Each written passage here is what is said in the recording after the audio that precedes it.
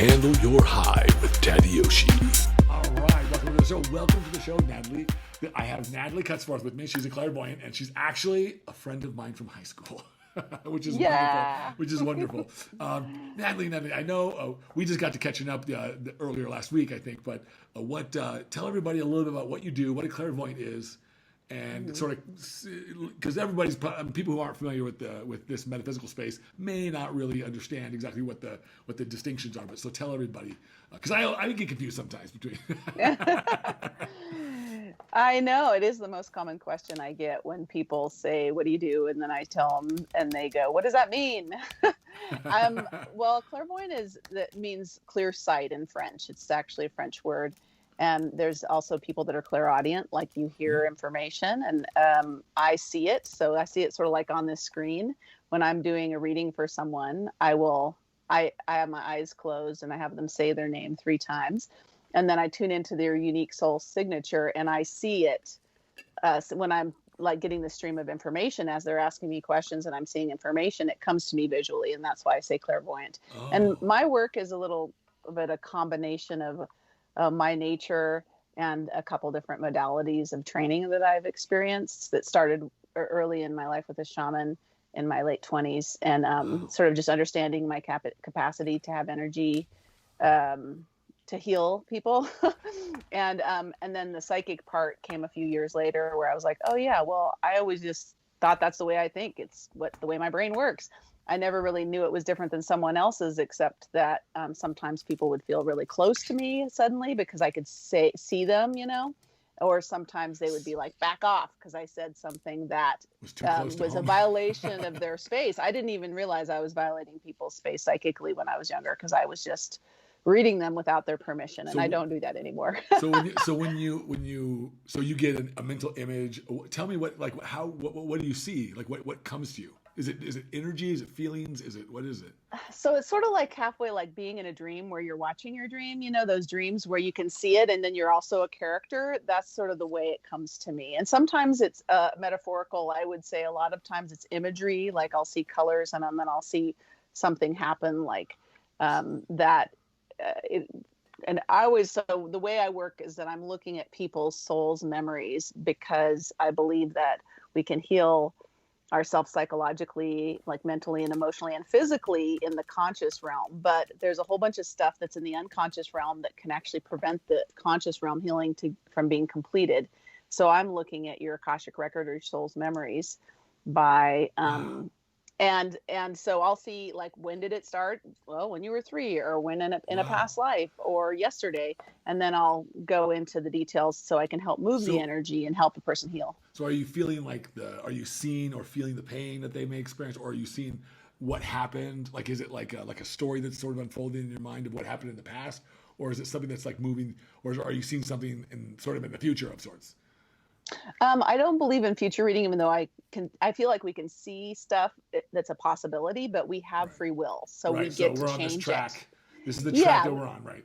Yeah. And so when I see something future oriented, it's usually because, okay, that's the direction a person's going, but it doesn't necessarily mean it's the best direction. Even if it looks great now, it could be in 2 years, there's something even more fantastic available. Right. So I don't feel like reading the future because that gives people an attachment to something rather than being in the moment. Right. But so what I am seeing is sort of like, it's so hard sometimes for me to give examples because I had made a rule with myself long ago that I would just clear it out when I'm done. So literally within 5 minutes, sometimes an hour of a session with someone, I don't remember anything. And they're like, remember when you said this? Or I even just had a client text me yesterday or the day before being like, what did you say about my son? She has a young son that's really sensitive. And I knew that part, but I had no clue what I said. I was like, listen to the recording. I don't remember what I said because I cleaned it out. I don't need to carry that with me. It's their information. Oh, cool. Right. That's, it's really wonderful that you have such a deep level of responsibility to other people's feelings and their emotions and their psychic energy, so to speak. It's really nice. Because you can think like, I guess without knowing it, I guess it could be kind of, I don't know, it could be you could run some uncomfortable scenarios, situations, conversations with people if you know too much. Oh, yeah, and I am. I have this year, on the topic of what we're going to talk about today.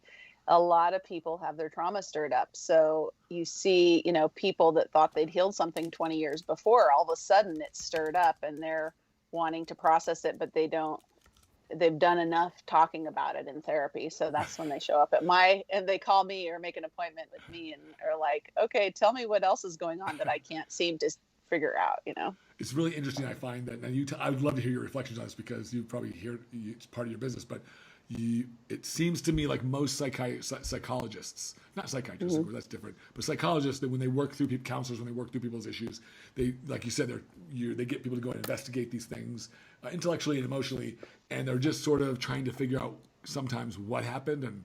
And I've often felt that sometimes going back in the past really isn't as helpful as people think. It tends to sort of, like you said, stir things up in the present, so to speak, sometimes. Yeah, well, I don't know about that for sure, because what I feel like is a lot of our current limitations are limitations that were created in the past. Right. And so my goal is to help people release limitations so they can have something amazing happen in their life, that wasn't possible yesterday. Because the reason I like psychology personally is just because I don't like to dump my shit on my friends. Excuse my language. I'd rather talk to a professional and then walk away. Gotcha. It's like, but to me, there's a piece of understanding it consciously in your mind and changing your habits that psychology really helps with. And I would imagine, because you work with so many athletes, it's also a really important thing to notice where they have a limitation in their mind and change their belief system about it, which shifts what they get to experience as an outcome for their performance. Sometimes I find that the counselors, people like myself, people like yourself, Mm-hmm. no matter what information we give them or insights that we have for them to help them, one, they have to come to it themselves. But I think that just finding it helps people with a lot of clarity. And when you get clarity, then sometimes it's easier to attack those problems. I think sometimes. Yeah. But specifically on traumas, like what's your, like, I've been doing a lot of internal work the last several years. And so these kinds of topics resonate with me these days because I've worked through. Oh, sorry. Well, that's okay. My dog. I've worked through several kinds of traumas, and I've identified one or two that I didn't even realize that was even sort of hanging out there. So like, is there a process that you have that you think is the best kind of process to sort of investigate those traumas? Because sometimes we don't remember them, right? That we have to kind of and heal from it. So my feeling is that in addition to the mental and emotional part and all the habits that we just talked about, there is an energetic signature with a trauma, and we might release it and we might not right after it happens. And if we haven't released it, we hold on to it until someday it gets released. So that's why a lot of times, even in non-trauma situations, you see a person repeating a pattern in their life. Like, I'm going to pick this relationship. I'm going to pick this relationship again. And it's a different person this time, but 2 years later, it is the same person. There's these cycles that we have of energy charges that we get attached to unconsciously. And that is really what needs to be freed up and released so we can do something different. I don't know if that answered your question or not. It does answer my question. So my question, sort of the nut of it, the nuts and bolts of it are that, is there a process that you like? Like, aside from, I hear people talk physical. A lot. Yeah, well, I just hear the word like releasing traumas a lot. And the first question that I get when I talk about this topic is, well, how do you do that? Yeah. It's like, well, if you're conscious of it, I feel like a physical movement that's not linear is a very valuable way to release trauma. Meaning, I think you and I talked briefly about how animals in the wild shake. They shake to release it. And even though shaking seems like an awkward, uncomfortable thing for us to do socially, or we don't do that once we're not a kid, right? Kids can do weird things, but adults don't do that kind of weird stuff. Well, I think physically shaking or getting on a dance floor, I love ecstatic dance, and just letting your body do crazy stuff and not letting any critics or anybody else's perception affect what you are doing. Just following what your body's doing is a great way to release stuff that's stuck in your energy field. So this is so the energy you're talking about that's stuck. When it gets stuck, it's actually physically not being able to flow through us. in our life. And so when so we just have to. It creates a block. Okay. So, and then I know that it can also produce down the road lots of physical maladies that just like they just crop up anywhere from arthritis to diabetes to you name it.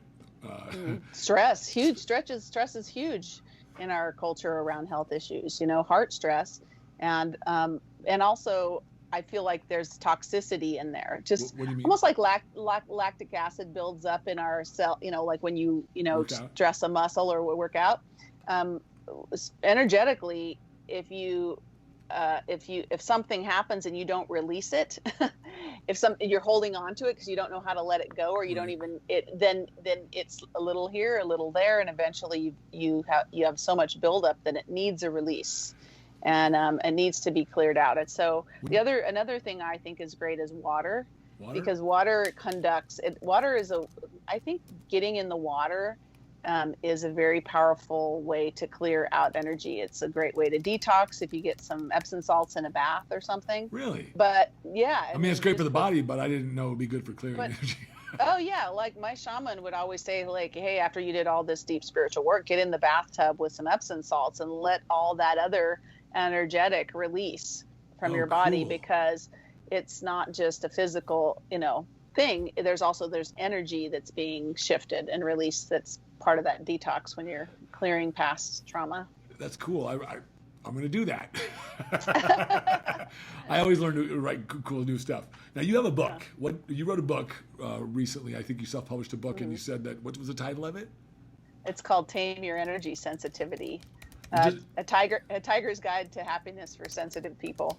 And I know that word sensitive is a little bit triggery, but that's sort of why I did it. And even the word tame, because I don't like tamed wildlife. I'm a Leo myself. I like to be wild a little bit, rawr. But there's a sense of a lot. My first drive in my life towards learning about all this clairvoyant stuff was actually coming from a place of wanting to turn it off, because once I kept feeling so much I'd go to work and I'd feel the people. I worked in the technical corporate job for about 22 years, and I'd go to work and I'd come home feeling all the people around me stuff, like her anger and suppressed, whatever's going on in her private life.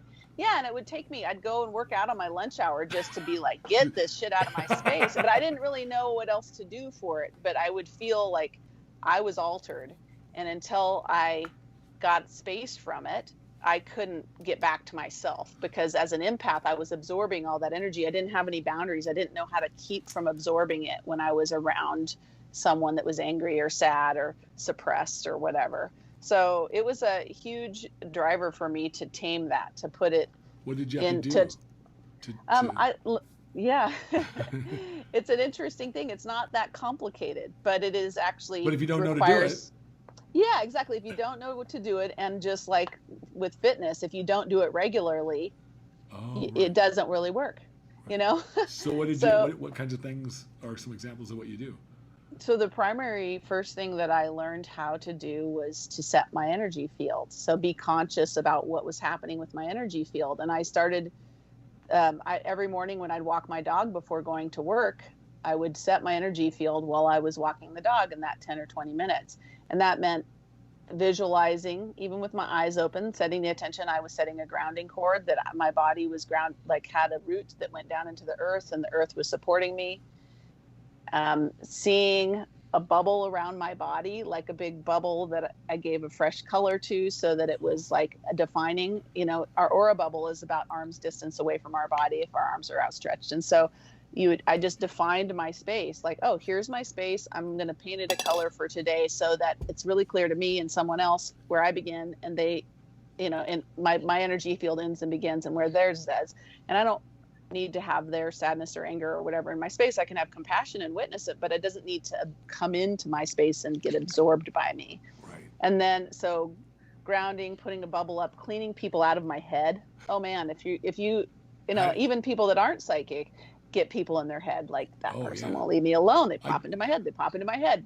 I got like 2 songs that aren't going away in my head right now too. So how do you do that? So, how do you clear somebody from your consciousness, so to speak? it's all really just visualization, visualization tools. I mean, I'm sure that like even in the athletic world, people visualize their win, absolutely. you do lots of visualization. And I remember when I decided to learn how to surf for my 40th birthday, I did a lot of visualization and yoga classes and pop-ups so that when I finally got out there on Waikiki Beach, I was like, boom, I did it. And you did it, right? And I did it. And Awesome. I was like, yeah, that worked. So to me, it's a lot of visualization. It's regular, and you can do it in the shower, on a walk, or laying in bed. What a great idea. I feel like there's like 5 key pieces. What are they? Your grounding root, making sure you have a clear definition of your personal space, that bubble that's your energy field. Clearing out the center of your head, your psychic space, and where you have your intuition and all that other reading of energy. Right. I do that by just visualizing like a fire hose. Sometimes I'm like, if somebody's really bugging me, I'll like call the bouncer to the club and say, out of here, or I put a person in a bubble and send them lovingly back to themselves and pop it over their head. But there's lots of different ways you can clear out the center of your head, just so that you start with your information, and what you're seeing and hearing and reading and experiencing is not distorted by other people's, what they want you to do, and the demands, and it's just their energy around you. Even if you sleep with your partner, like you could love them and you don't need their energy in your space. Right. So that's 3. The 4th one is I like to call my energy back to me, because we put lots of energy out in the world, and everything we're like looking at out in the future, or like there's pieces of what's happened in the past, has a bit of energy on it. And when even the topic of trauma, like clearing that out, it's like there's a piece of energy on it. So my visualization for that is a big gold sun over my head that's magnetically calling my energy back to me. And then I imagine popping it and watching it just flow down and filling up my body, and then all the way out to the edge of the bubble. And then the 5th thing is setting protection. So the visualization I use for protection is a rose, because I feel the rose is friendly. It's high frequency. It's not a wall. Okay. And and I just see a rose out in front of me on the outside of my bubble, and one to the right, to the left, behind, above, and below. So the roses just represents.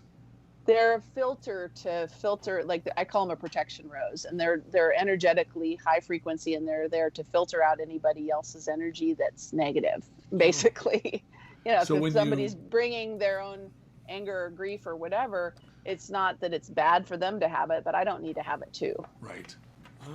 So those practices, it really can be done quite quickly once you learn them. If you do them regularly, it changes the entire dynamic of what you feel of other people's energy. And my belief is with that empathic sensitivity or awareness of energy, most commonly we absorb it to read it. So we become it, and we're like taking a sample, like, what's that taste like? Oh, that's what's happening. But to me, that confuses the reality of our own experience. Like, we can actually see it if we learn to set boundaries without feeling it, and then we get to be in our experience, and they get to be in their experience. It's not.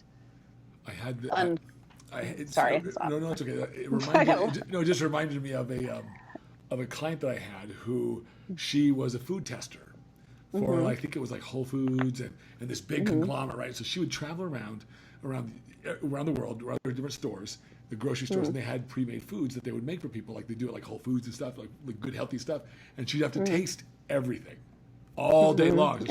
So I was helping her with her diet, and she was like, I got to do this. This is part of it. So you got to take. I'm like, okay. I said, but she said, I don't swallow anything because you're not supposed to. You're not supposed to. I said, well, that's good, right? But you're still going to absorb. Actually, technically, you'll still absorb some starches through the buccal glands in your mouth. So it's not completely calorie free, but it's okay. She made great progress. But I found it interesting that I said, do you really spit it all out? Because some of that food looked pretty good. and she's like, yeah. She's like, yeah, I do. If I didn't, she said, it would affect my taste buds. would affect everything as I go through this. I have to be able to be, I have to be able to be clear to be able to do this. So it sounds very similar to be able to, you know, and I guess they do the same thing at wine tasting. Setting your boundaries. Yeah, it's like a boundary, and it's like a practice. Yeah. Right. And everybody talks about practice when you have, you know, like you're practicing. People say, how did you know you were clairvoyant? And you know, what makes that possible? And to sort of go back to what you said at the beginning, and I like to say, like, well, you know, some people were born with a body to be a football player. They have the genetics. They never learn the sport. They never practice it. They're never going to be a football player. Some people are born with the psychic ability. They never do anything about it. They might have the impact of having that body or that energetic field, but they don't necessarily learn the rules and practice. So they never get good at it, and they might suffer. Yeah, it might disrupt their life. Yeah, exactly. So that's sort of the take on it is like, I was born with the skill. I learn the rules and I practice regularly, and that makes me good. I had a not to be arrogant or anything. No. Hey, I know I'm good at what I do. So I mean, we wouldn't be doing it at this stage in our life if we probably weren't. But exactly. I have a good friend of mine who she's also psychic. She helps the police with stuff and finding missing persons and stuff. She's really, really good. But she told me when she read me the first time, many years ago, she said, and I said, how did you, because she could see, she said, I've always been able to see auras like really vividly since I was a little girl. And she says, I get the same kinds of clairvoyant type of thing she encounters as well. And she also so she goes and does these aura readings. But she told me in that session that everyone can be psychic. I agree. Some people are just more open to be able to accept it and to be able to develop it. And other people just close themselves off whether they realize it or not. And I'm like, really? And the more that I have accepted, because this was like probably 15 years ago that 13 years ago or 12 years ago. And since then I've come to embrace so many other different kinds of understandings about how this universe works. And it's like, and it makes complete sense, right? Like energy makes sense to me. I'm sorry for people who are very, very religious, but like this Jesus thing and this other stuff doesn't make sense to me. Like many of the messages. Well, it's just a context for understanding energy. Right. You know, that's the thing is, to me, it's like there's spiritual applications of energy, but energy doesn't have to be, even though we can't prove it with science yet. I believe it'll still happen in our lifetimes. I think we can.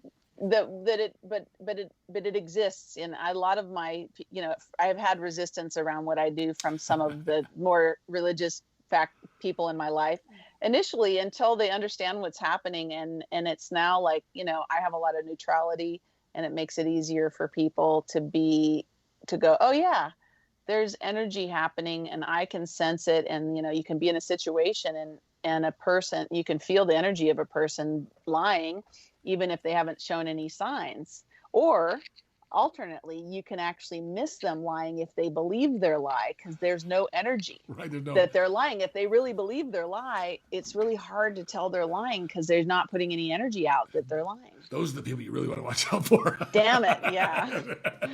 God, I've fallen for that one too many times. But so it's fun stuff. It's really fun. Yeah, I think I really got into like tarot and stuff like that because I don't know why it is about the tarot cards, but I just think it's just kind of neat, you know. So I bought some, but she did a reading on my brother and I, right? And you know, you met my brother, so we're and we. She said, she didn't know us. She was a friend of my clients. And she's like, I want to come. I had a cheap meal at my house, and I usually invited some of my local clients. And so she's like, can I come? And I was like, yeah, come. So she came. I want to read you and your brother, because she knew he was in town at that time.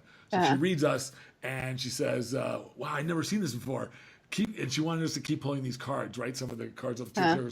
And she's like, look at this. She's like, you guys pull the same cards every time. It's like we pull almost the exact. The meaning of the cards were the same. Like, and they were all abundant. She said, you guys have all abundance cards. Like everything is an abundance card. But the card that's sort of the descriptor card of who, like our personalities. Our essence. Yeah, the essence. Yeah. Like I always pull something like a king or queen. At that time, I pulled a queen, and my brother pulled the king. She said that means the same thing. She's like, you guys literally pulled the same cards. She's like, and I've never had that happen before. She's like, that's weird. But she did tell us like that. I think you can't make that stuff up, really. No. But I have fun with I don't do it professionally, but I do every, a season change, like this solstices and equinoxes. I do a live card reading on my Facebook page and Instagram. And I literally I just have fun with it. I spend, people can ask to be on the list. I usually get through 20 or 30 people and I'll pull a card, but I feel like the information's for all of us and the themes that come up are really profound. I'm just sort of a geek around that whole thing. And so I have probably I'm up to about 28 Oracle decks. So that's really, I just love them. I have a whole wall of them and it's just fun. So to me, it's sort of entertainment but it's entertainment that has some substance. Yeah. And so I'll have a lot of fun with that piece. And I think when we talked last week, today is a full moon, right? Tonight? No, the new moon, which is even better. So, really? So I consider a lot of people focus on the full moon, but the new moon is where we plant the seeds of what we want to manifest. Awesome. So give me a practice. What should I do tonight? I just see about it as when it's the new moon, we set our intentions. We start something new. For me, this is, I'm doing a podcast with you. That's awesome. It's a great vibration to set off on. And if you're trying to get started on a new exercise regimen, you would probably want to do it on a new moon, because that's when it sets the vibration for the next 30 days. It's because it's the darkness of the moon and it's getting bigger and bigger and bigger. Oh, okay. And then it also helps you set the vibration for the next 6 months because of the way the eclipse cycles work and the sun and the moon and stuff. So I don't do anything. I do lots of rituals for my personal life. So I could share something with you in that regard. I have a 3-day ritual template I'll share with you. Yeah, in a nutshell, is there something simple that people could? I want to know it all, but is there something simple like a practice? Because I think usually on the full moon I'll put out my crystals just to sort of charge them or whatever. And I have to admit I'm not as good by doing that lately, because I like to have everything in its place. And when those crystals come out of my house and they go in my backyard, I feel like my house is naked. I'm like, I feel like I have a lot. Yeah. Every room I have crystals. And some of my favorites, like this is one of my favorite stones. I bought this for my desk. It's a nice big piece of carnelian. Oh yeah. It's wonderful. Yeah. And of course my brother and I both are one of our favorite selenite. We both like selenite. And that's one of the was that? I was going to say one of the exercises I was going to recommend on our conversation around trauma involved that, and I use selenite in the practice. So before we jump off of the ritual part, I would say that one of the things I like to do around ritual is just set up a mini altar, right? Put some things, some of my favorite things together that make me happy, and put some, sometimes I just write what I intend on the sticky note. So it's here's my intentions. Here's a silly one for me. A year ago, it was I need a tractor that has a front loader because I have a little farm and I want it to be used and cheap but in a great shape. And I found a 15-year-old tractor that only had 300 hours on it because somebody had it in their backyard in Albany, or whatever. And I got it for a great deal. So it's set your intentions, put them on a sticky note, and make it real. All right, I'm going to do that. But let me, jumping back to this topic about trauma, if you want to. I don't know if you want to, but yes, please. Trauma is a lot about our nervous system getting activated, and even with a physical trauma, it disturbs our nervous system in our body, right? And so a couple of the things that I find are really helpful to energetically soothe you when you're when your nervous system has been activated. Like I said, the getting in the water is really good, but balancing the right and left brain, or I say balancing the masculine and feminine sides of yourself.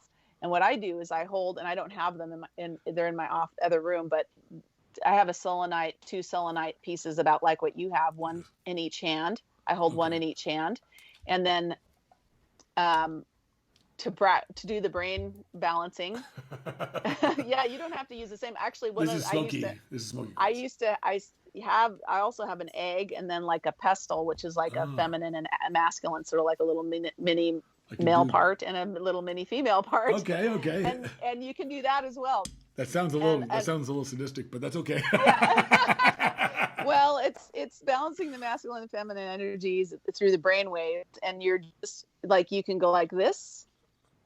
Right. It's sort of awkward with the way I'm sitting, So or like this? this. It's You're like matching, like an oval. or you can go away from each other and Okay. together, and not just once, but obviously like you would just do this for a while, Right. and then this for a while, and then you would go opposite, and then together. And the whole point of like holding those stones, you're not going to hold them up like this I'm doing. You're going to put them just regular Right. in your hands, is that it sends different. It's like helps the synapses in your brain reconnect in balance, like circulating this way, circulating that way, circling together, circling apart. So that's a nice way to work your brain balance around the nervous system to reset after you.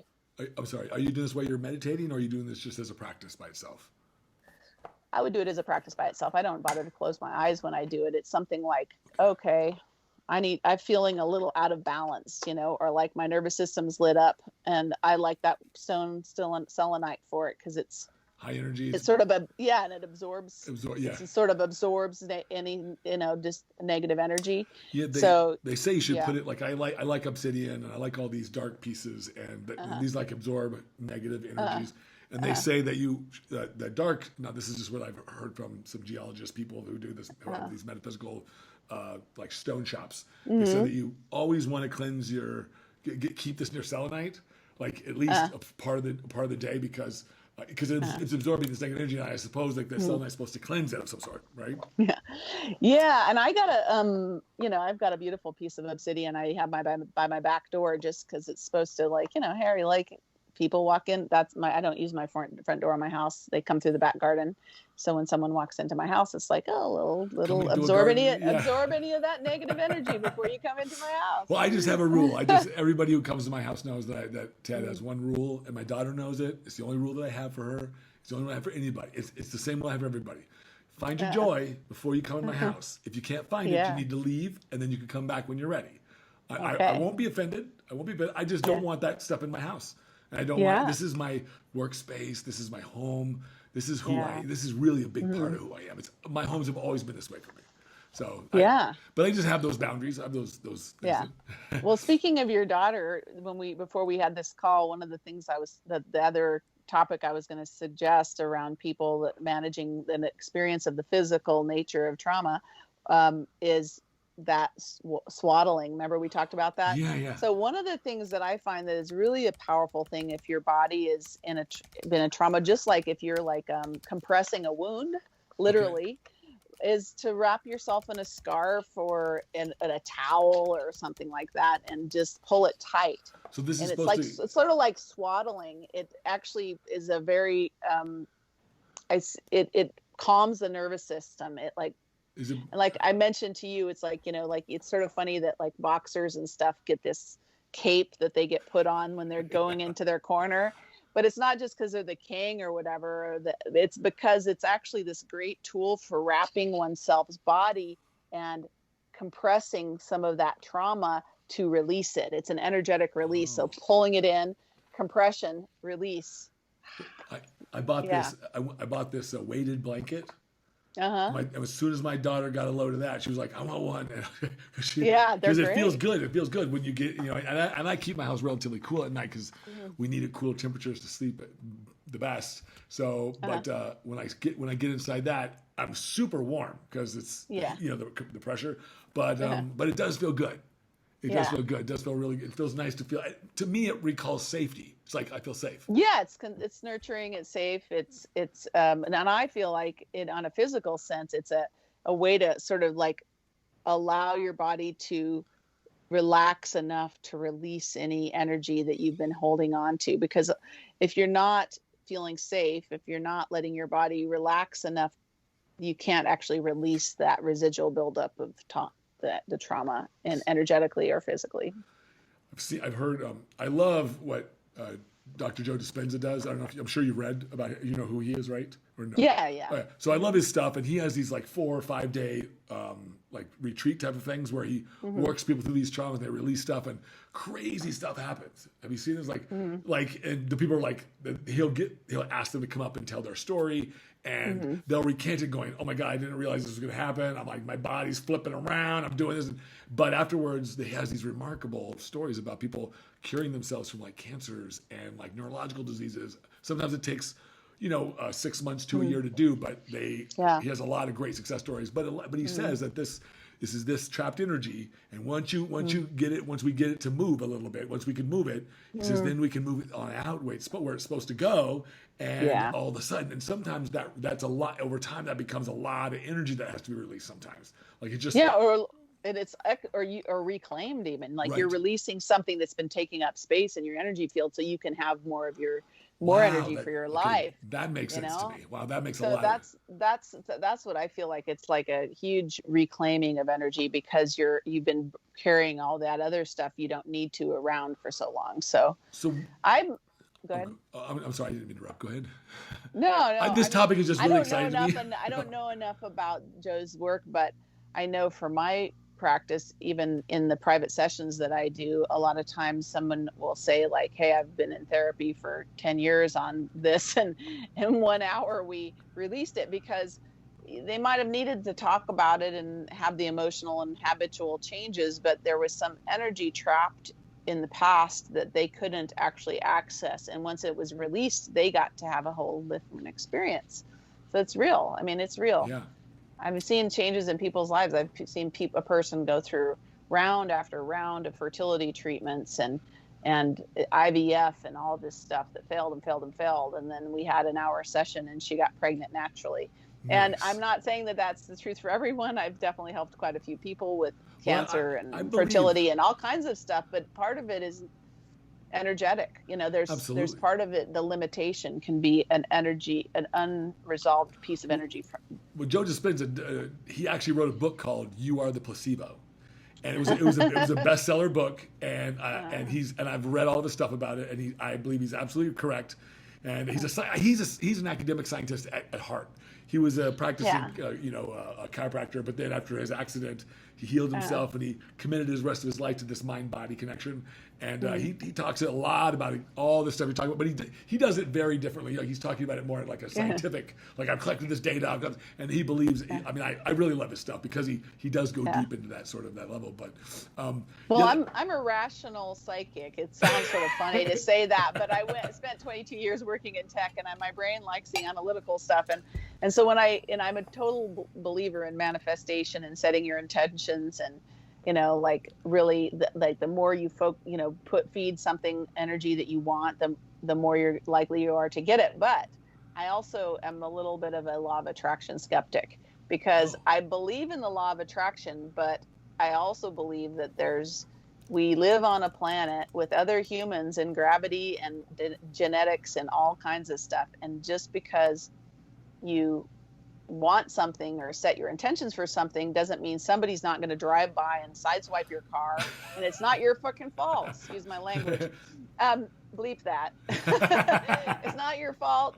You didn't bring it upon yourself. Not everything happens for a reason, but we can learn from everything. Absolutely. And we are in a universe where we're not the center of it, so we're one of the many in the universe. So that's why I feel with the law of attraction, we can influence and we can totally transform things, but we can't to believe that it's like that we're not going to be impacted by someone else's choice, or that by the biology our body has in it, or all those kinds of things. There's this rational piece of it to me that's like, okay, and this is a reality. to me, I totally understand. I don't have any problems with that. Agree with me. No, I don't know. I mean, I'm willing to always say I agree, disagree, but I agree with you. I just I have a slightly different, nuanced definition of it, and cool. I think maybe, I don't know, but maybe part of the confusion or part of the difference between our perspectives is that some people, when they describe the law of attraction, or when they really don't, it's not what they really think. I don't. This is the way I understand it. Again, because of the movie and because of the book and all this stuff, and everybody else kind of lash under. It's some of it. Sometimes when you hear it from people, I think when they describe what law of attraction really is, it doesn't do it justice. It's not really exactly what they're saying. And I think what it really is that we absolutely influence. That we can't control outcomes. I don't believe in that, but we can control our thoughts and our actions. And when we put it, and that is those are energies as well. And when we direct our focus and we flow energy into a particular direction of our life, maybe it's our relationships, or maybe it's our career, maybe it's whatever it is that we want to accomplish. I think that it's the aggregate of energy that really. So if you're not, you could have an intention, but that's not nearly enough energy to create anything. You got to put, you got to put more energy behind it, right? You got to do something, you got to put action. You got to put, and then you got to kind of have to be sometimes in the right place at the right time. Because if I'm in the middle of the Mojave Desert and I'm asking for water and I'm feeling it, man, I'm feeling the vibration of water, man. It's probably not going to come to me, okay? I'm in the wrong place. It is, and I mean, I'm a total advocate for manifesting and shifting our energy to call it in. But I also find that a lot of people in the metaphysical speak tend to feel like they're failing or have done something wrong because they're not making certain things happen that are not really actually possible if something else is in the way of it. You know? Do you think maybe that those people? Because I know what you're talking about. But do you think those people maybe?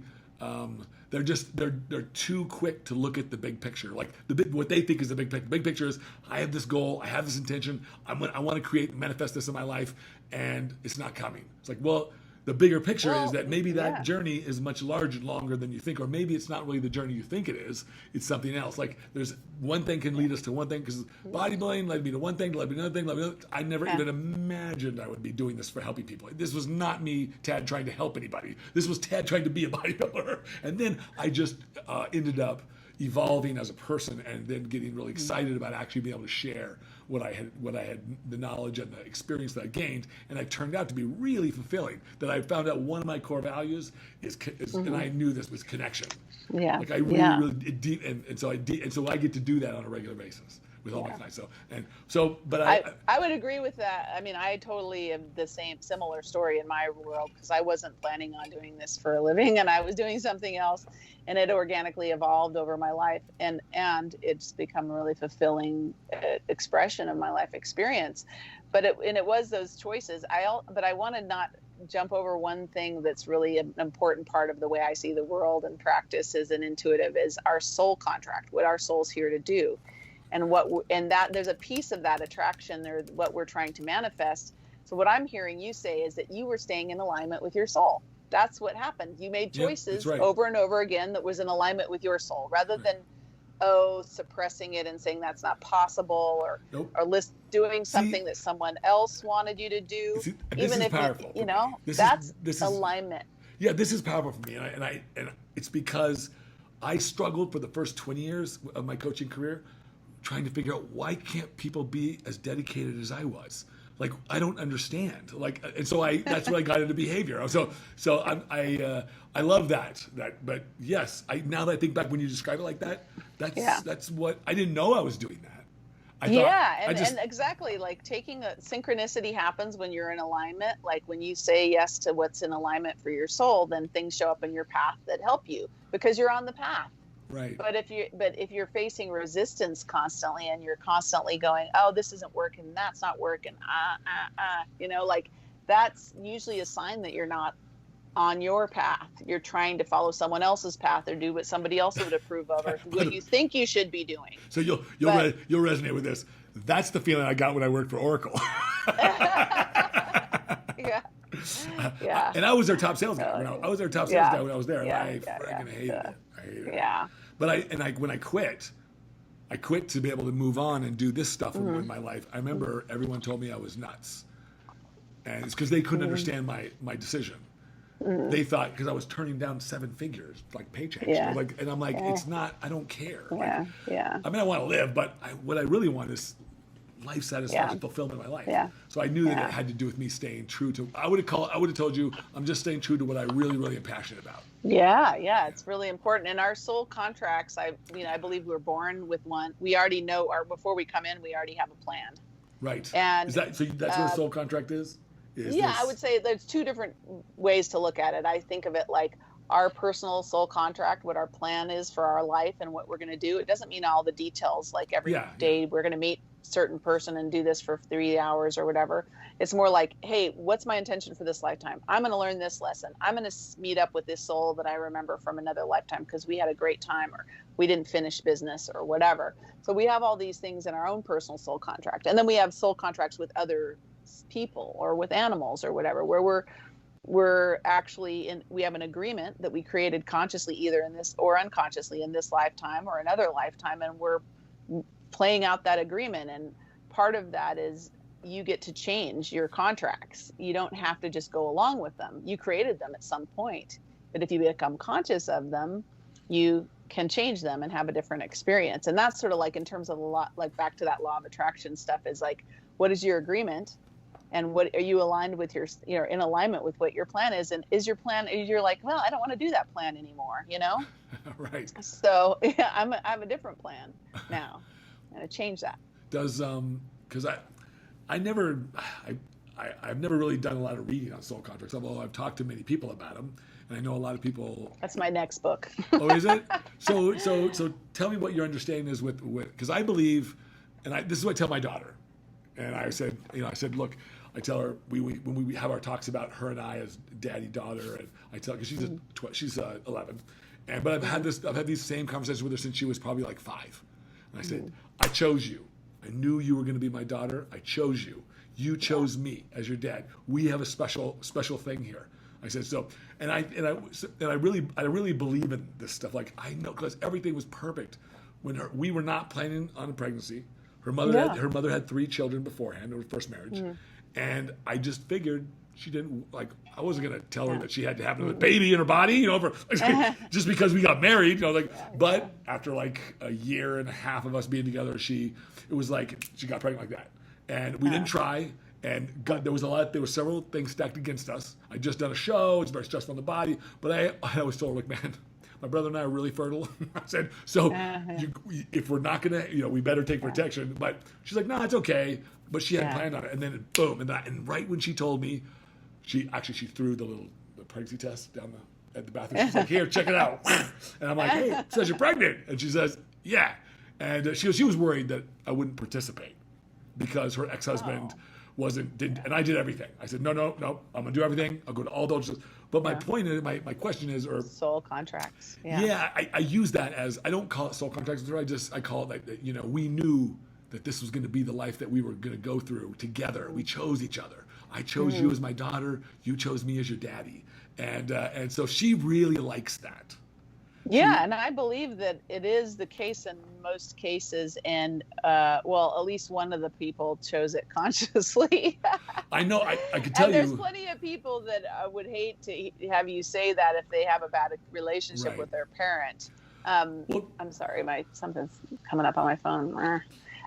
So I mean, my feeling is I've definitely seen people that were, they came into a family because they wanted the genetics and they didn't actually care about the other parts of their relationship with their family, or they needed to come through a different body than the parents that raised them. And that was intentional because they needed to get there, and the people that were going to be their parents weren't able to bring that child in physically.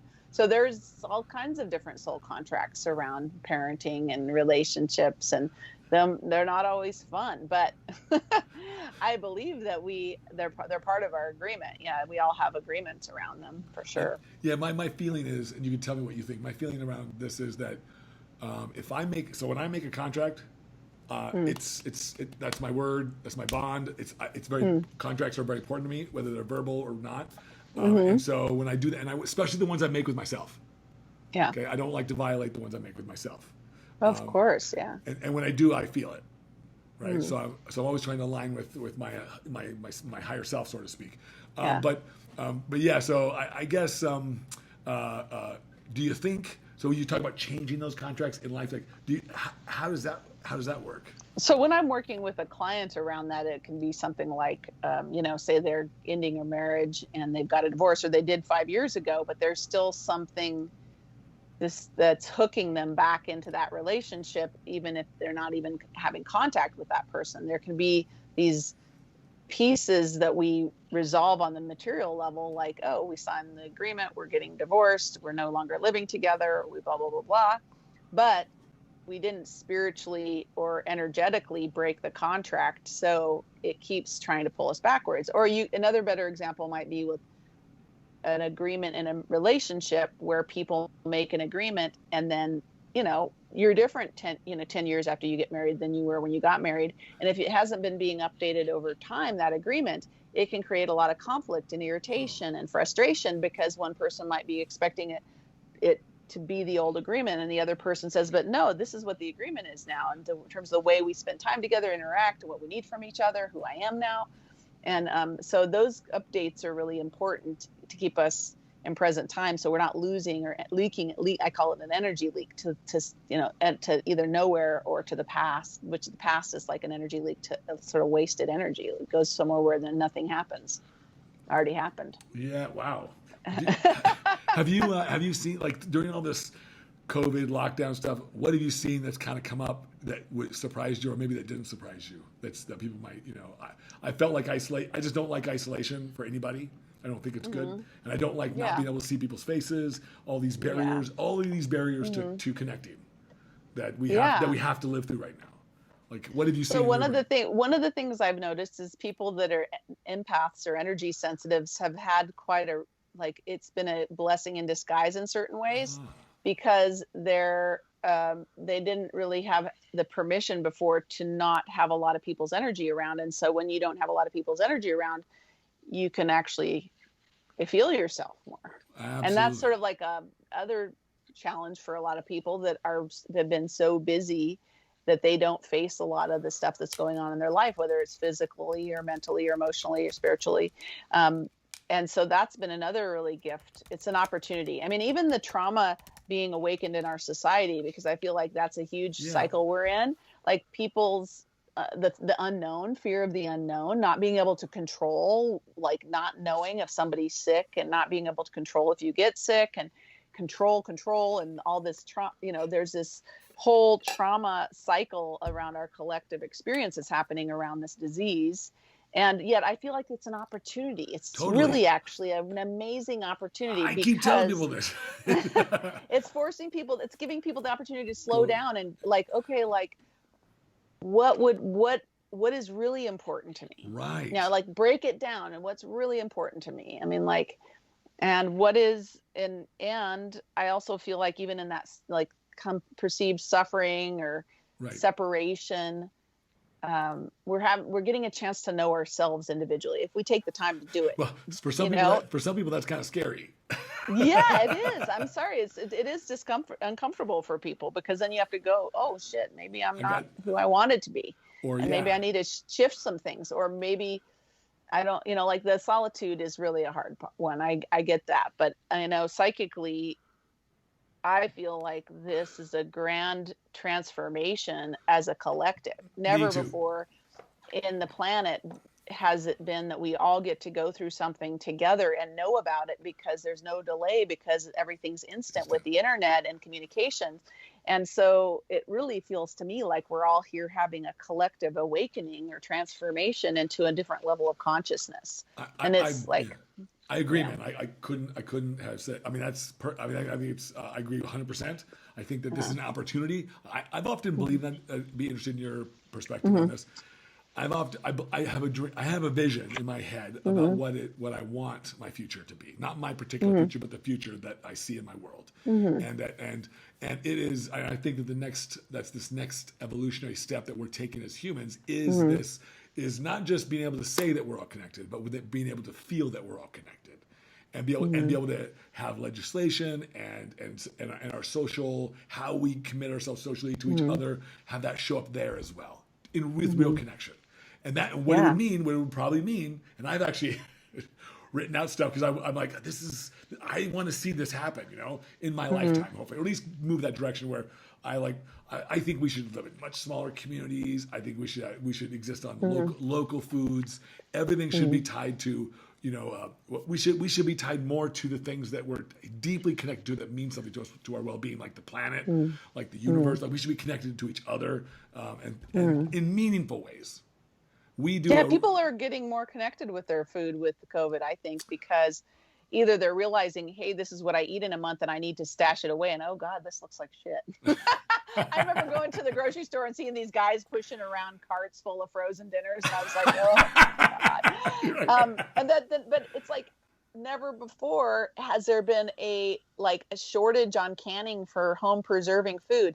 Tons of people are growing gardens this year. Like those things are really great. And one of the things that was really big to me when I left Colorado, I lived there for 25 years and moved back to Oregon where we met and I grew up.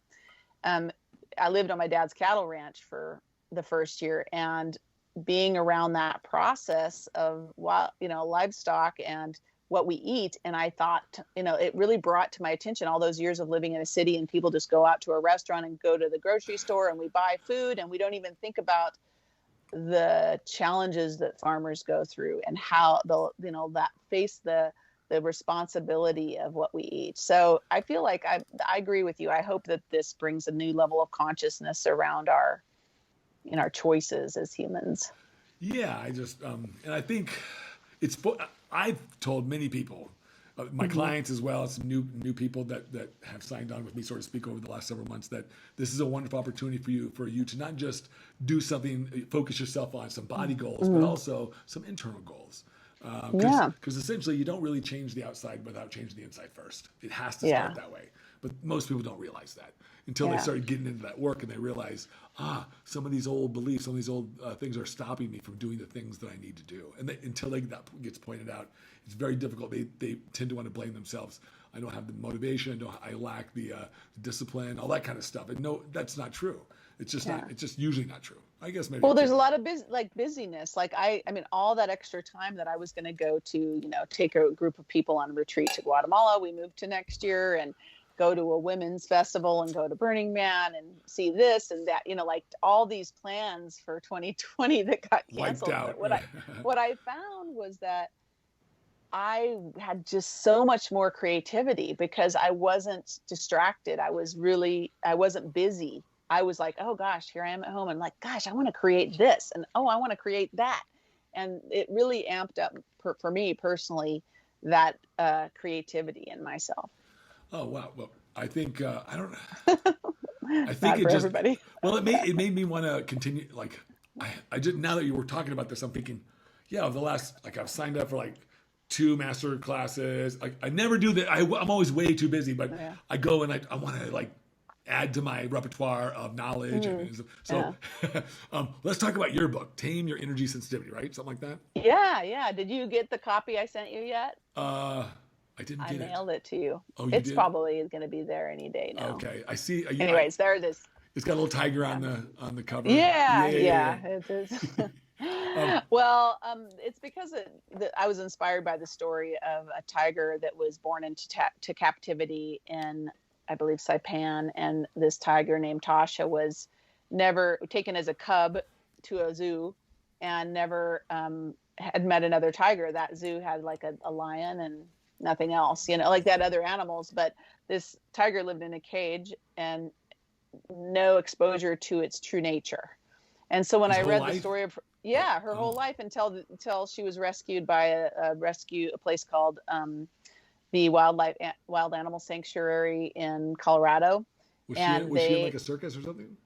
No, she was just in a zoo in another country. And you said that. I'm sorry. Yeah, no, it's okay. Anyways, she was rescued, and I had read an article about her that said, when somebody relearns trust, it's life transforming. When an animal really learns trust, it's life transforming, because her whole experience had been in this cage with none of her own kind, with not having the right food, really. She was malnourished. She was, living on a concrete floor, all this stuff that was not part of what a tiger's true nature's experience would be. And so when she got into rehabilitation, all of her, she got more and more of her own needs taken care of. And she was able to really become more of herself before she passed. She's no longer alive, but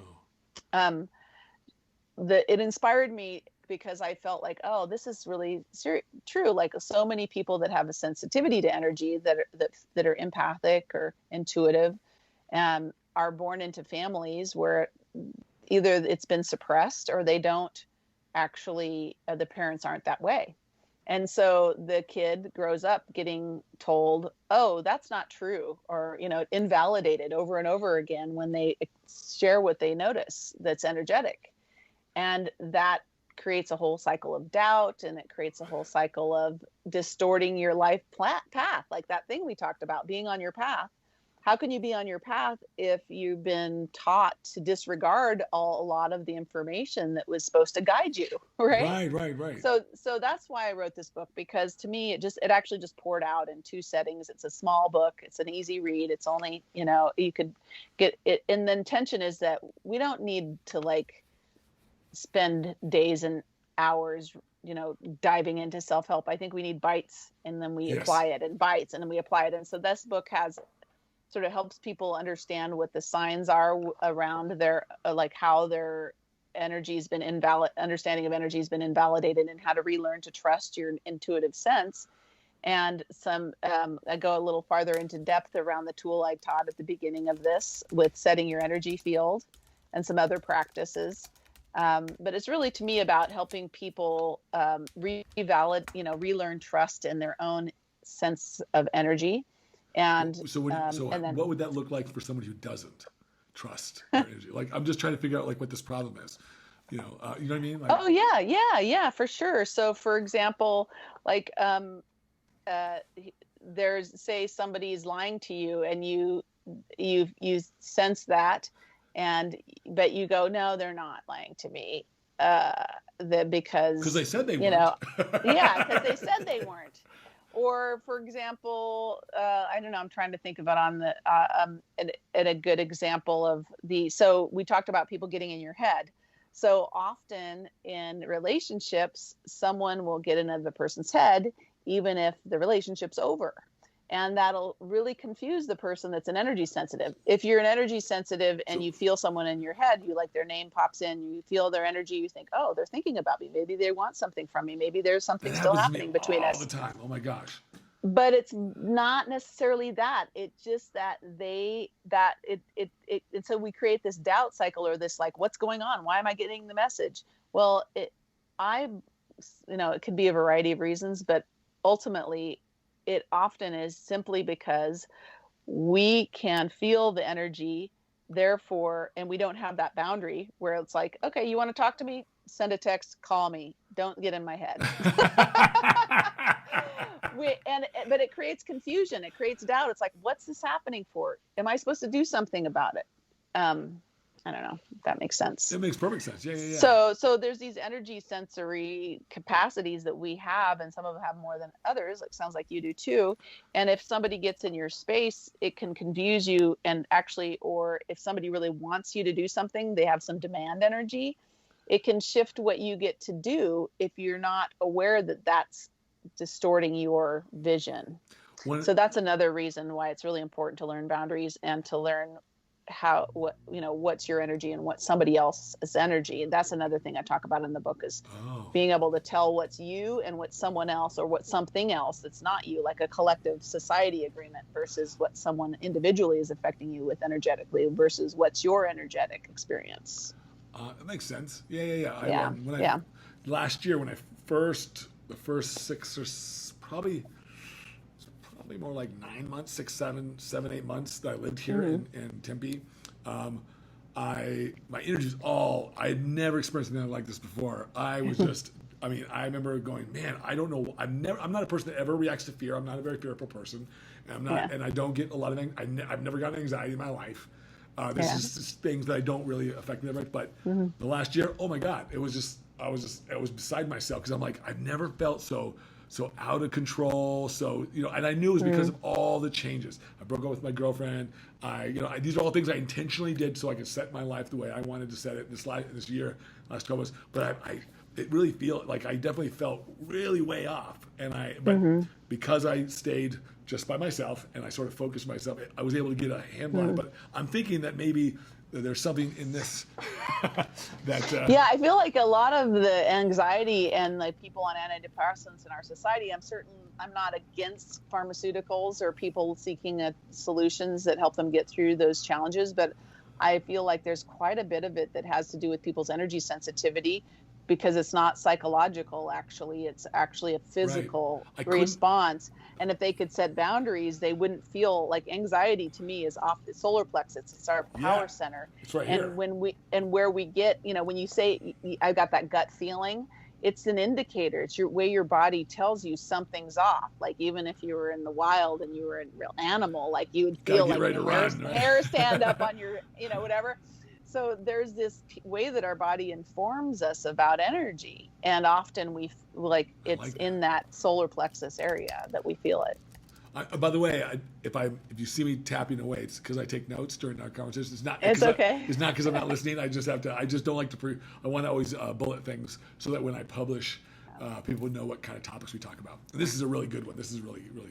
I'm having fun. Yeah, this is a good one. I like this. So the whole book is really about how to tame this energy, how to recognize your own and keep your boundaries. Honor it. Yeah. So basically, to me, it's just about acknowledging, validating your what energy is, and how it's affecting you and how you can experience it, and really getting clear on what you're experiencing that's yours. Like, maybe I'm anxious because of me, but maybe I'm actually anxious because I feel that person's energy that's anxious around me. Or maybe it's the societal pressure about, fear about money.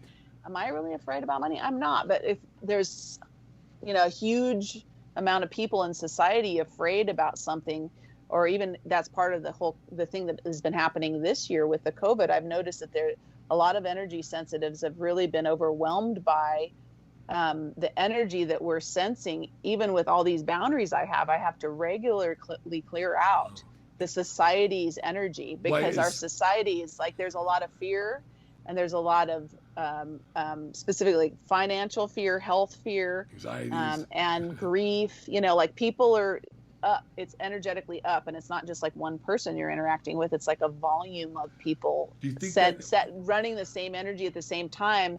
It's sort of like, okay, well, I'm in the swimming pool, and how many people have to pee before I'm drinking pee? I like that. That's horrible, but that's I get it. I'm in an energy field. How many people have to be feeling this before I start feeling it, because it's such a prevalent thing, Now, you mentioned before, because that reminds me, you mentioned before, like when you live with somebody for a while, and because could that have, like, what? Because I'm thinking that maybe I never put this together until our conversation today, but having lived with my ex-girlfriend Suni, wonderful, and we still love each other, but I lived with her for 2 years, but I got my distance.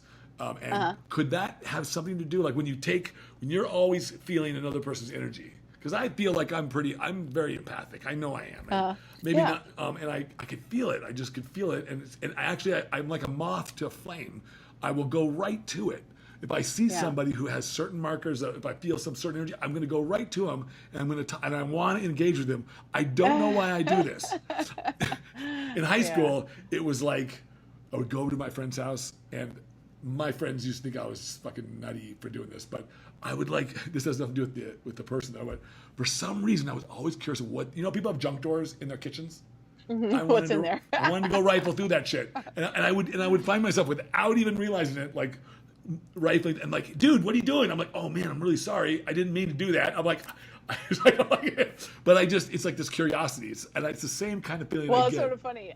Whenever I'm buying a house, and I bought several of them in my life, I always need to look in the basement and in the attic where people hide their secrets energetically. And I'm like, let's see what's going on. There's a dead body here. Fuck this shit. As an energy sensitive, I'm like, what kind of energy am I dealing with here? So it is sort of a funny thing. It's actually just in this moment I realized that's funny. I bought a house that has no basement or attic. Oh, right. This time I didn't have to look for that. It's just there's no I'll say option. there's something really to that. The home I bought in Pittsburgh, I lived in Irwin, right outside of Pittsburgh, and big home.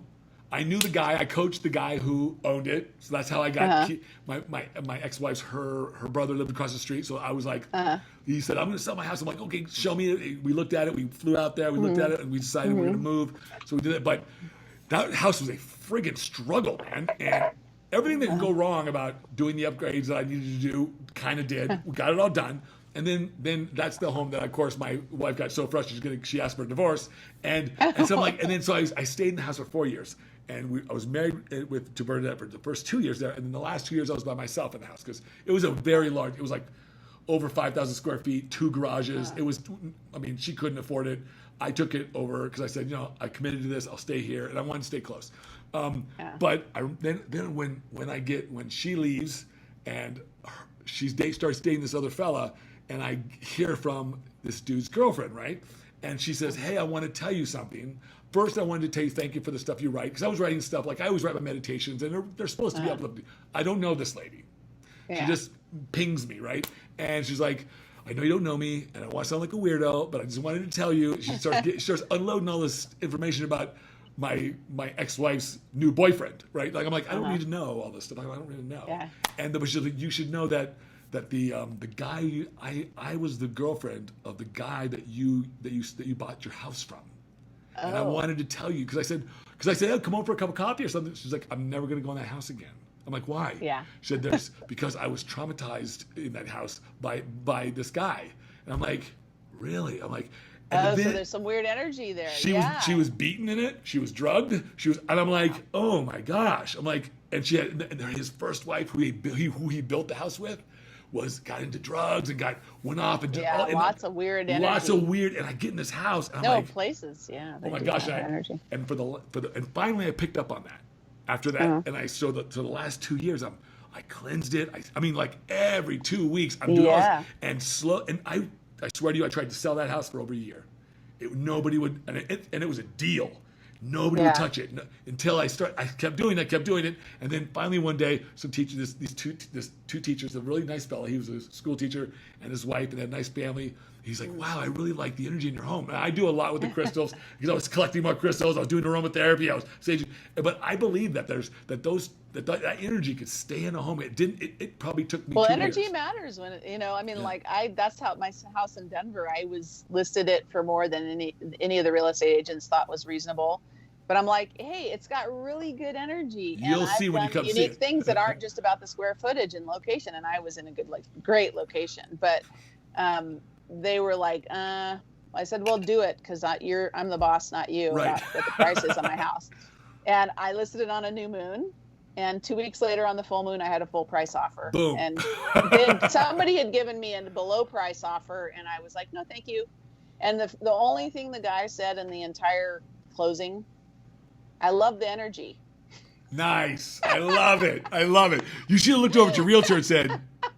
I was like, yeah, I'm really, really happy because I've done a lot of good energy work in that house. So of course you love the energy. Now, it's fantastic. So what would you recommend for me? Because by the way, that's the comment that I get from my pest control guy and my pool guy. When they come to my house, they go, "Wow, man, your house, you and your brother's house, they're both always filled with such good energy. I feel so comfortable and relaxed, and it's loving." And they see my dog. I have a Rottweiler, right? Everyone's scared of him. But when people come over, he just comes up and he just wants you to pet him and he wants to lick you. Yeah. He's like, "Oh, how'd you get your dog to do this?" I'm like, "This is just the way he is." Yeah. He's probably I know animals pick up on energy really easily. Vibes. Yeah. Yeah, I mean, I have a couple. I teach some tools I have a twice monthly practice group. It's called Empath Strength Training, and I teach a tool, and then I guide people through using it.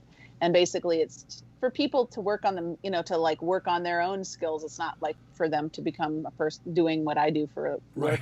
But it's just like, okay, you're sensitive to energy. Here's what you're experiencing, and here's a tool to manage it.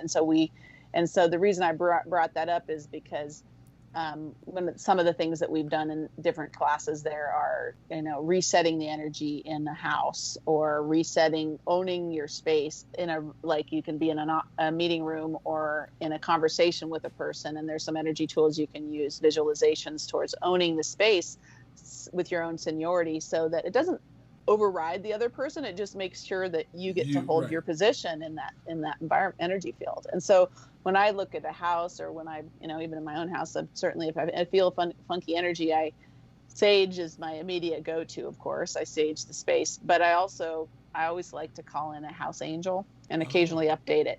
So you just might ask, meaning ask a house angel to come and sort of hang out and guard your front door. And occasionally, maybe it had been a few years and I updated my house angel recently, because I was like, okay, you're ready to take a break and do something else. Spirit, someone else can come in and guard my house energetically. Oh, I like that. I'm going to do that. So, yeah. I feel like I've been pretty blessed in my life in terms of I'm not had any big, huge, massive traumas or horrible things that happened to me, although I might have caused a few on myself. So when somebody comes to you to do a reading of sorts, tell me, is there specific things that specific topics or subject matter that you usually focus on, or is it just whatever they want to talk about? Or it's their time. So really, I am there to typically, once we go into the session, I ask them what they want, how can I be of service? And they have questions for me, or they have a story, the little example or a big example of what's happening in their life. And sometimes that doesn't have to be a question. It's just like, hey, here's what's going on, and this is not comfortable, or I want to understand what this experience is, and I'm looking at it from the other realm, and I tell them what I see, and I always go through that, when did it start? Because even though we talked earlier that maybe going to the past can feel like, oh, boring, but it's not. If we don't get it at the root of it, it'll grow back just like a weed, right? Right. So if you don't if you don't go back to where it really started and then look at the energy there and oh, here's where it started. Oh, this is a spiritual inheritance from 5 generations of your family around addiction, and no wonder it's so hard for you, because it's been passed down since your father's grandmother's your grandmother or whatever. And if we break those cycles, then we can free the future generations and that person. So there's these different things. I call that, I coined that myself, that term spiritual genetic inheritance, because I see these patterns that run through family lines around certain things that, if you look at a person's life, you wouldn't imagine that was something that they created, and they didn't have that trauma, or they didn't have anything that would actually equate to that experience happening, but it's happening because it's part of a multi-generational thing that they haven't broken free from. Why would one person pass that energy down to that? They're doing it unconsciously, or they're doing it so the way I see it is that most of the time these things are taken on to help that person under the circumstances. For example, say a person says, my heart is hurt. I want to protect my heart.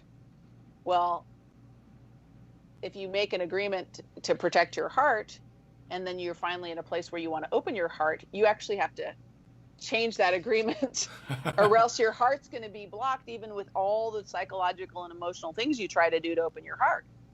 So there can be these things that a person does to protect themselves that get passed down for a generation. Like I see abuse cycles. I see, unfortunately, or fortunately, whatever, my people don't come to me because things are going great and they want to just celebrate that. I love that. Yeah, right. But most of the time, even if it's just something small that's pestering them, it's usually they're looking for the pieces that they can adjust so that they can have more freedom in their experience. So. How long do your readings usually last for people? For an hour. Oh, yeah. For an hour. Yeah. Can you do a mini reading with me?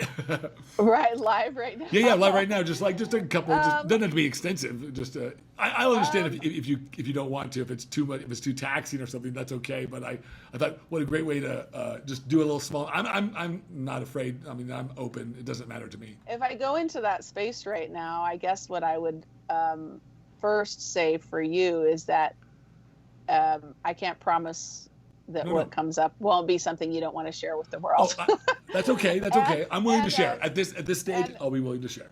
and I do feel a little performance anxiety about Oh, it, I'm sorry. but no, No. it's okay. Don't apologize. I'm just thinking about it like, is it something that I'm willing to do it if you want to give it a shot. I have Yeah. no idea what'll come up. I don't But either. you have to have a question for me. It's not Um, like I just go, hey, I'm going to tell you this or that. here's Okay, here's so what. wait a second. Oh, I have to get ready. okay. Give me a moment. I can hold my selenite.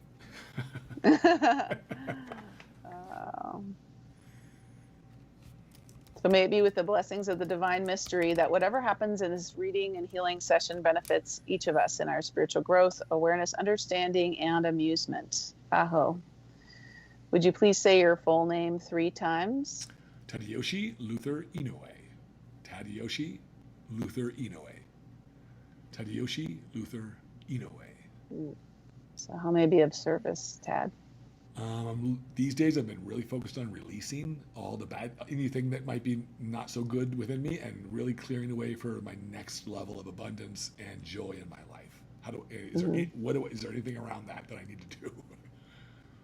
The first thing that's coming up when I'm looking is in your solar plexus. It's right under where the diaphragm is, and it's like on one side under your lungs. And it's what it looks like to me is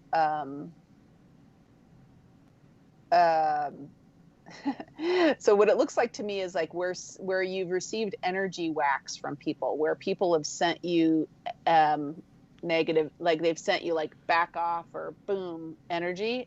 When it looks like it's sort of like when I see that pain and punishment energy, it's like a scar cartilage with snakes are how they look to me, and what it looks like when I see that is it's sort of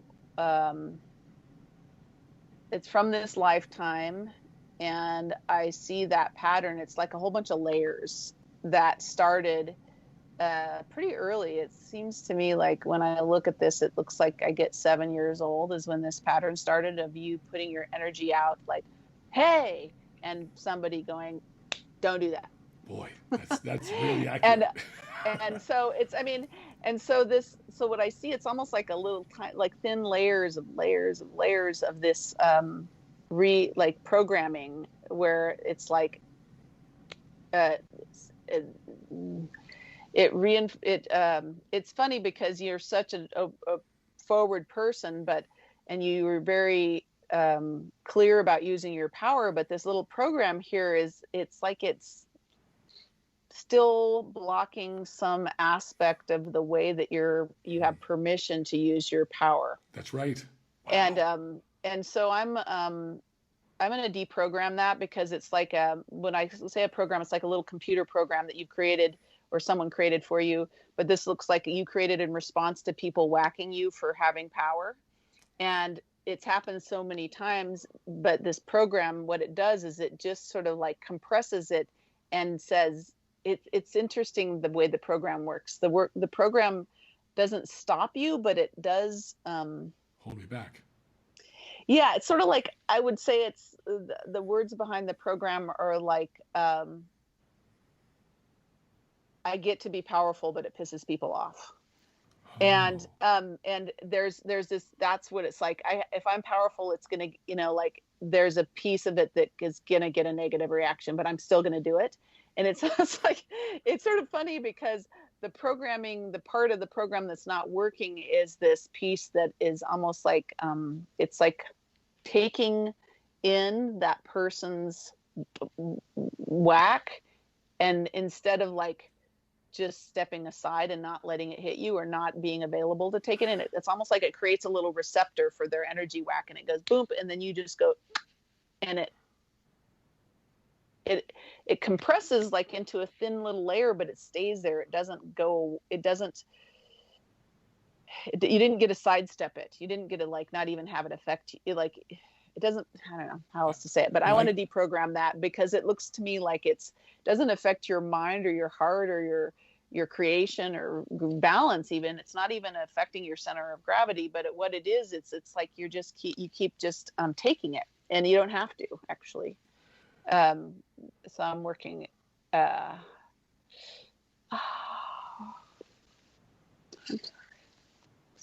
sorry. So I'm working on getting that to clear out. It's just doing the deprogramming there, and I do yawn when I'm watching energy release and moving the pain energy that went along with it, those snakes, out of your energy field too. I see those as, whatever you want to believe, but I see them as spirits that don't have a physical body, that have a presence in the universe, and they can get in a person's space associated with punishing or pain. And so we're sending them back to the place they were created, rather than letting them be attached to you in that part of your diaphragm. There we go.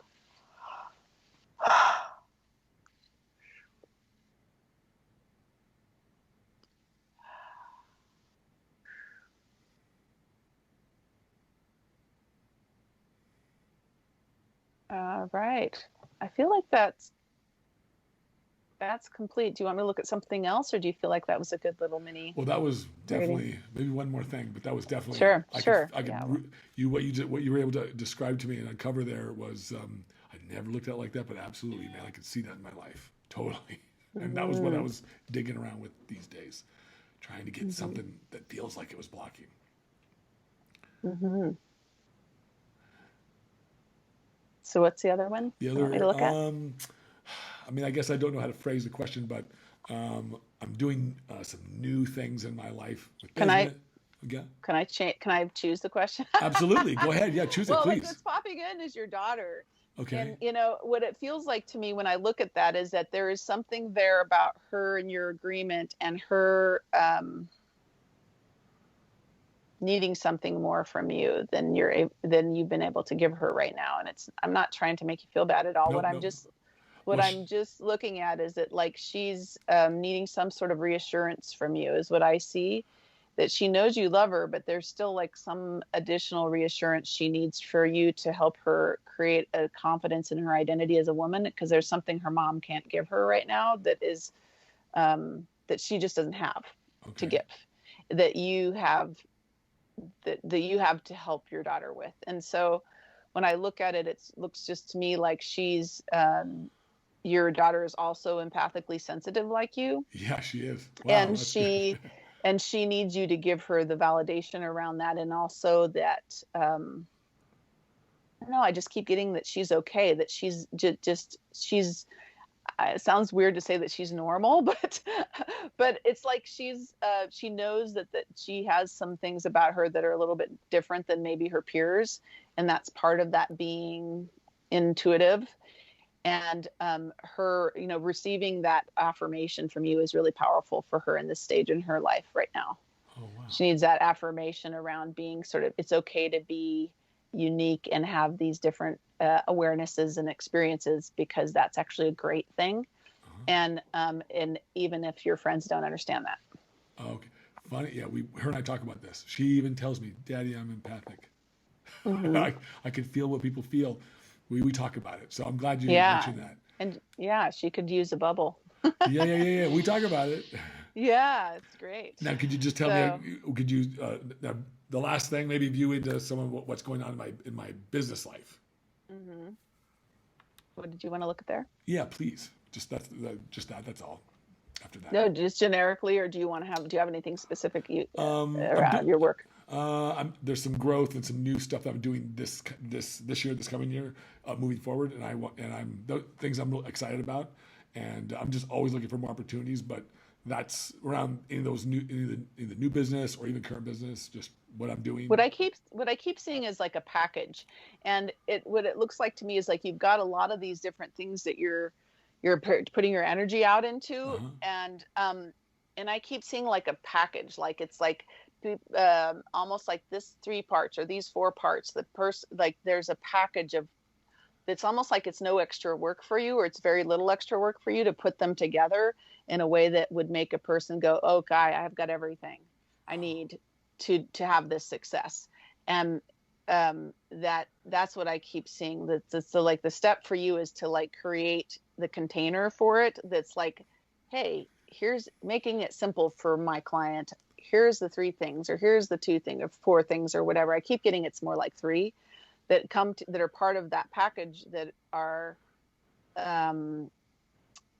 one, allow your clients to have more ease in what they're doing. Right. Like they go, oh, that's just what I need to do. Wow. And I need these 3 parts, and these 3 parts are going to make everything work together. Because if I just have this one, it's not quite cutting it. Or if I have these 2 or whatever, they need to sort of have the package so they get the direction about how the pieces work together. And then it makes it easier for them. And for you, it's not actually a lot more work. It's just that you're giving them the structure to be successful, rather than saying you have to pick from the menu. It's really weird. That's kind of what I'm working on right now. Great. Perfect. It's perfect. Well, you're right on track and alignment with yourself as normal. But that's good clarity, because I do, it's exactly, I mean, you just like hit actually all 3 of these things we talked about, somebody hit the nail on the head, which is awesome. And I've stayed away from love this last year, but do you see anything there? I'm not looking for it, but I'm just curious if there's anything. I've always felt like my last marriage kind of wounded me more than I would have expected. And then I'm not. Well, yeah, there was a lot of karma there with that past marriage, and we're not going to go into it on this podcast. But if you ever want to talk about it another time, we can.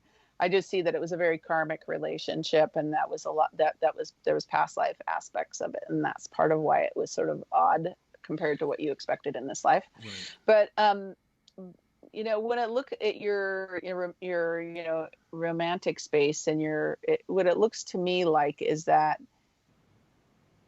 the thing that's shifted is it feels like something's shifting in you, and it's still in the metamorphosis. Okay. And what I mean about that is it's like or another way to say it would be that there's some way that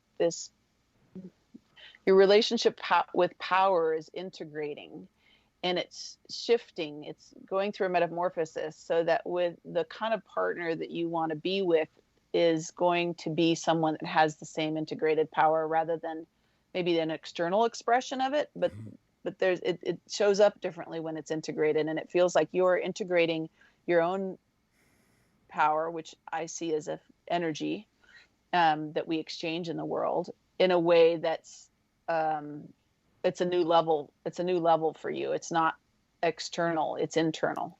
And that has to finish so that you can call in the person that's actually got that too. Perfect. Yep. That's what it looks like. Awesome. Thank you, Natalie. Sure. You've always been a powerful person. It's just that it looks like it's shifting into a new, it's almost like it becomes more part of every cell of your body in a way, rather than an external expression that you're good at. I took a test on my core values, and one of them, and the first one is connection. But the very first thing that popped up, the first descriptor popped up, that was authenticity. And these are 2 things that are highly important to me. I have to show up every day honestly with the people I'm around, with my lover, with whoever. And if I have to be something else, it's not good for me. And I think so for me, I don't want to be Tad the diet coach and then Tad at home. Like, that's not my idea of good times. So I want all integration. I want all that integration. I want to feel it I mostly want to feel everything inwardly. I really don't care about my expression of power externally as much as I care about it, how I feel it within myself. And it should feel like freedom and confidence. That's the way I see it. Yeah, I love that. So are we ready to be complete? Yes.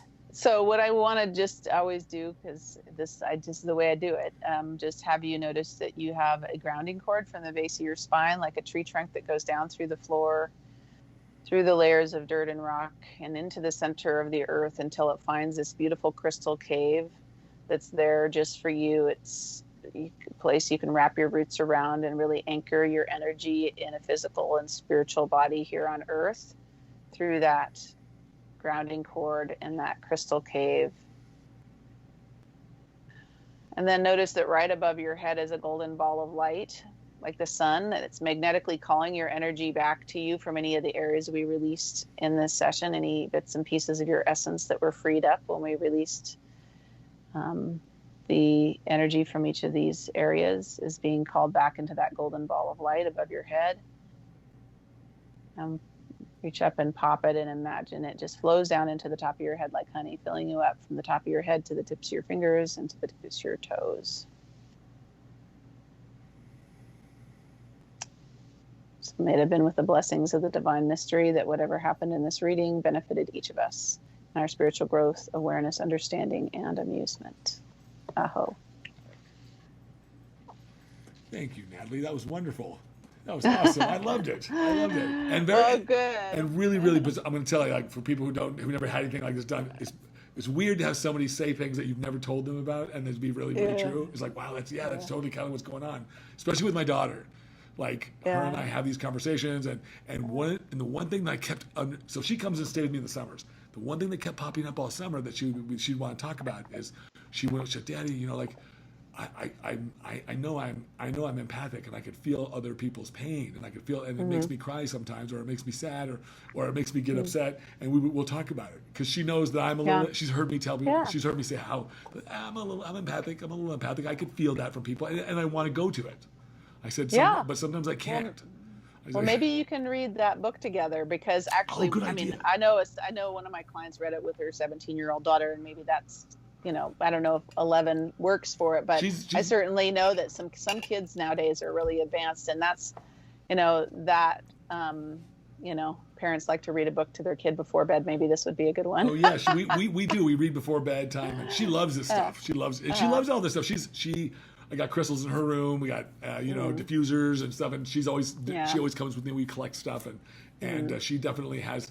She's been in her mother's not really like this, so her mother doesn't. Her mother doesn't talk about it. Deal. Yeah. And actually, the funny thing, what you said about something that her mother can't give her, one of the things that she can't give her is she's not really good with expressing her feelings.